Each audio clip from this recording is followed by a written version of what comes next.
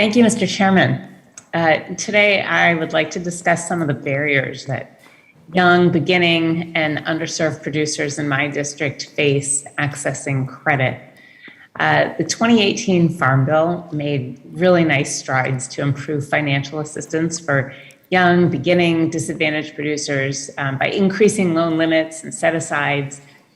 But farmers in my district still need help in order to access these loans and opportunities.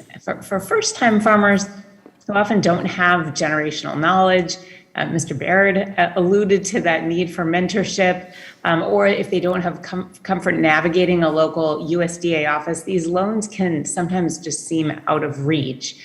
Accessing these loans and programs also requires substantial time and a high degree of business and financial acumen that new beginning underserved farmers might not have. And navigating a federal bureaucracy is daunting, to say the least, and certainly knowing how to get the necessary technical assistance for these loans and other opportunities is also really challenging. So, for example, when one farmer in my district looked into federal loans to help him buy land, he quickly came to the conclusion that the process was too tedious and strenuous to be worth considering, and he decided to use a private mortgage company instead. So what this meant is that he actually had to sell his house in order to afford the down payment on the land, and he used his personal credit lines to then pay for farm equipment. And that's a big risk. So for him and for others in my district, there's this pervasive sense that these programs are just not meant for them. So ultimately, there's this substantial unmet need for connecting farmers with the technical assistance that the USDA and FSA programs provide, particularly to ensure that these beginning farmers know what programs are out there, who they can talk to, and what assistance is available.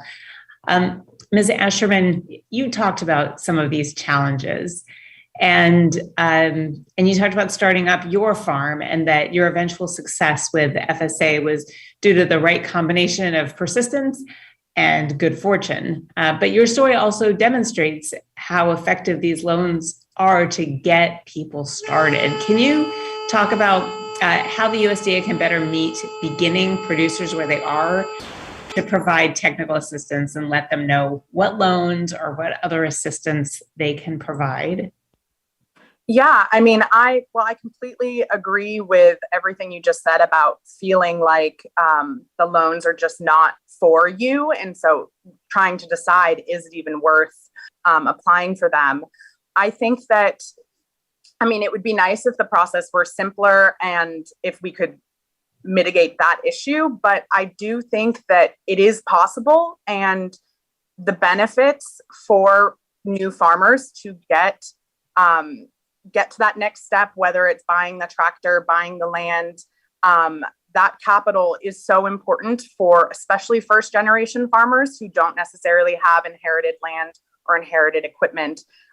So while the programs are very difficult to navigate, I do think it's a testament to the success of them, and the intention of them is very important. And if I can just say, relating to a point made earlier about how do we move the needle on the average age of farmers in this country, I really think it's not just making sure farms can transition. It's also making sure there are new farmers who did not come from farming, that new land is in production. I think that is so critical. That's really interesting, because we often talk about how we're losing that farmland. And so to be able to bring not just new farmers, but new land into the question is an interesting one.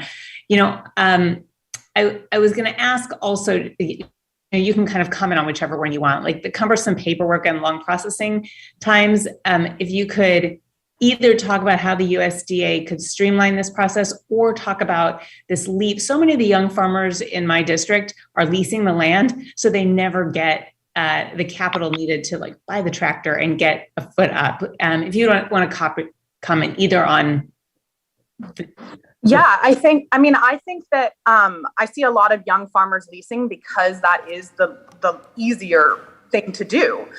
So in terms of getting started, getting access to the land, getting crops in the ground, getting cash flowing, leasing is so important, but it doesn't build long-term equity and it doesn't provide secure land tenure. So ownership is really important. The lady's time has expired.